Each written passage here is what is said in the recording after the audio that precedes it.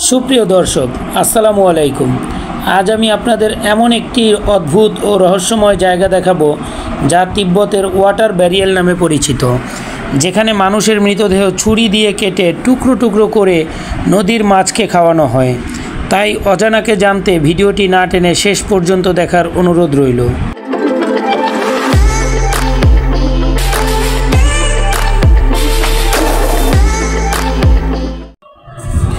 পথ চলতে চলতে আমরা চলে এসেছি লাসা নগরীর পাশেই অবস্থিত এই ওয়াটার ব্যারিয়ারে।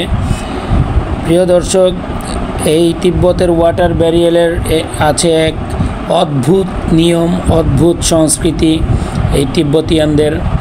আমাদের দেশে যেমন মুসলমান মারা গেলে তাকে কবরস্থানে সমাহিত করা হয় এবং হিন্দু ভাইদেরকে শ্মশানে চিতায় পোড়ানো হয়, কিন্তু অদ্ভুত হলেও সত্য, এই তিব্বতিয়ানদের মৃতদেহ তারা মারা যাওয়ার পরে তাদের মৃতদেহটি এই ওয়াটার ব্যারিয়ারে এনে সেটাকে ধারালো অস্ত্র দিয়ে কেটে টুকরো টুকরো করে এই যে পাশেই বহমান যেই নদীটি দেখছেন, এটা হচ্ছে ব্রহ্মপুত্র নদ।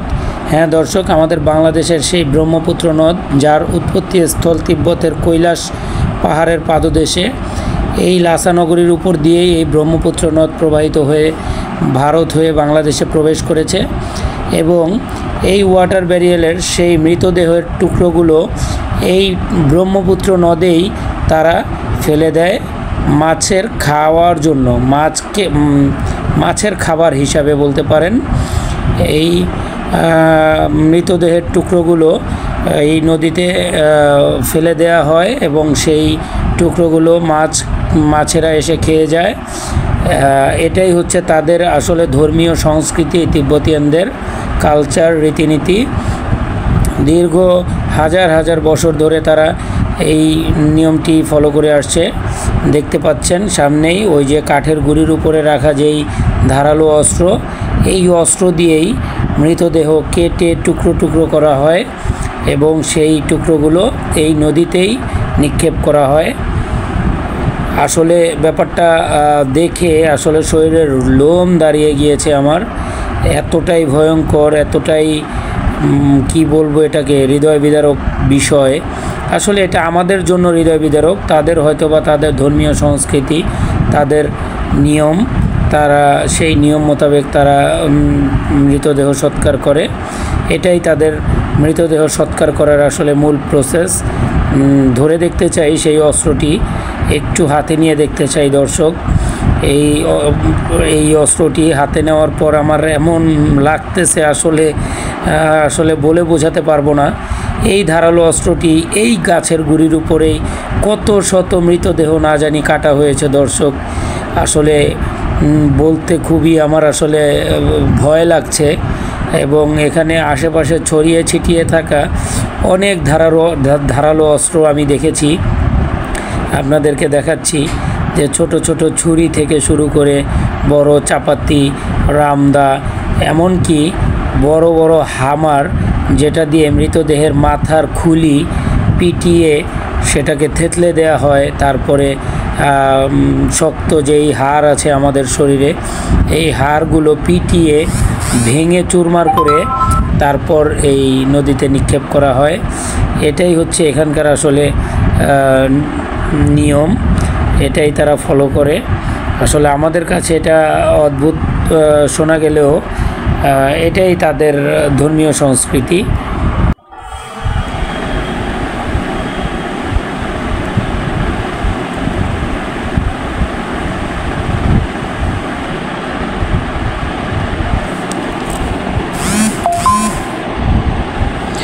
ওই যে দেখুন দর্শক, নিচে দেখা যাচ্ছে কিছু ছোট ছোট ছুরি।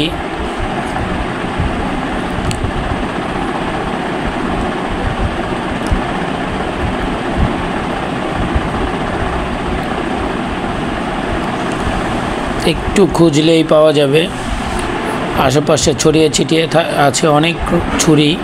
ওই যে সামনে একটা দেখা যাচ্ছে ছোট ছুরি, একটু হাতে নিয়ে দেখাবো আপনাদেরকে। একটু হাত বুলালেই, চোখ বুলালেই দেখা যাচ্ছে অসংখ্য ধারালো ছুরি, চাপাতি, হাতুড়ি, পানিতে অনেক রকম ধারালো অস্ত্র পড়ে থাকতে দেখলাম। মনে করিয়ে দিতে চাই, তিব্বতের অজানা সব বিষয় নিয়ে আরও অনেক ভিডিও আসবে আমাদের এই চ্যানেলে।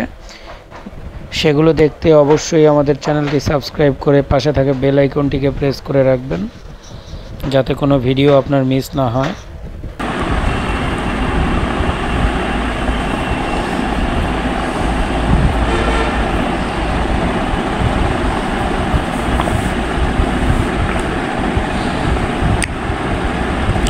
এই যে দেখুন দর্শক, এই যে দেখুন হাত বাড়াইলে এই যে দেখুন আরেকটি।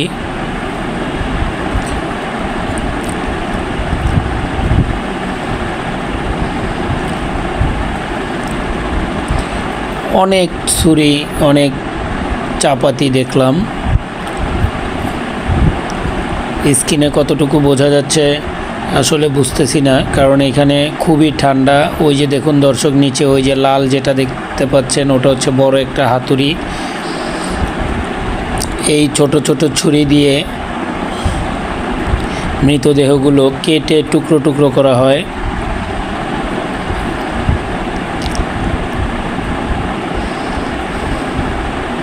কি এক অদ্ভুত নিয়ম, কি এক ভয়ঙ্কর বিষয় দর্শক।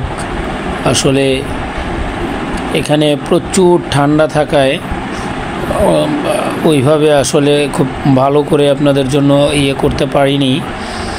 যে ভাইও একটু দেখছেন, সেই চাপাতিটি একটু হাতে নিয়ে দেখছেন।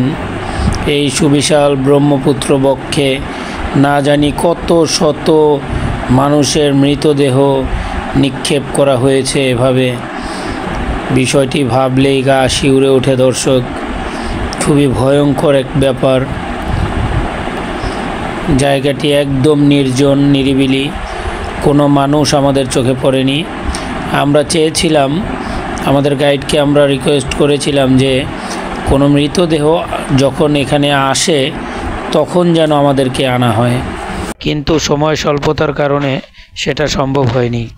এখানে এই পর্যন্ত কত মানুষের মৃতদেহ যে এভাবে কেটে টুকরো টুকরো করে এই মাছেদের খাবার হিসাবে নদীতে ফেলে দেওয়া হয়েছে, এর কোনো হিসাব নেই। আমাদের দেশে যেমন মানুষ মারা গেলে তাদের বডিকে আমরা কত যত্ন সহকারে, কত সম্মানের সহিত দাফন করি, অথচ এখানকার মানুষদের বডিকে আপনি ভেবে দেখেছেন আপনার আত্মীয় স্বজনকে এখানে এনে তারা মারা গেলে তাদের বডিকে আপনি টুকরো টুকরো করে কেটে তারপরে আপনি এই ব্রহ্মপুত্র নদীতে ফেলে দিলেন? বিষয়টা।